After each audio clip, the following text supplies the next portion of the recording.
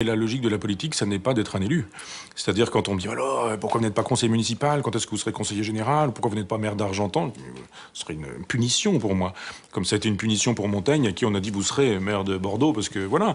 J'ai dit je le ferai, hein, j'ai le sens du devoir si je devais le faire, mais comme ça n'est pas une obligation, d'abord je le ferai très mal, parce que bon c'est l'administration des choses, et moins que le gouvernement des gens, il faut s'occuper du remplissage public, enfin de l'éclairage public, du remplissage des chemins, des chiens errants ou de ce genre de choses. C'est ça, être maire d'un village, c'est couper des rubans, c'est embrasser des grands-mères dans les hospices, c'est aller sur un stade de foot pour remettre une coupe ou ce genre.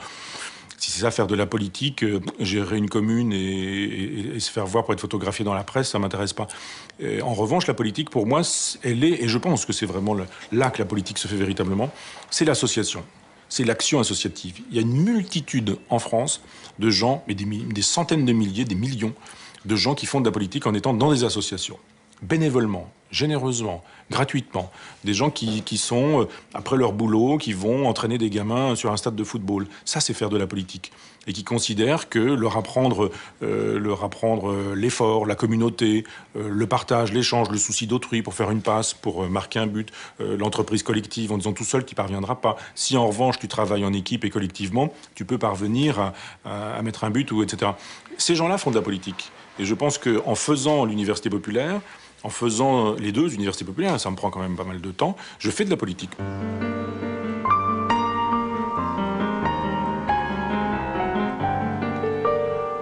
Un ami qui s'appelle Jean-Luc Tabès, qui a travaillé une trentaine d'années dans une usine et qui s'est fait virer parce que l'usine a délocalisé, comme on dit pudiquement, se retrouve à la tête d'un jardin de réinsertion et s'occupe de réinsérer des gens qui ont des problèmes ou qui ont eu des problèmes avec l'alcool, la drogue, la prison, chômage, RMI, fin de droit, etc.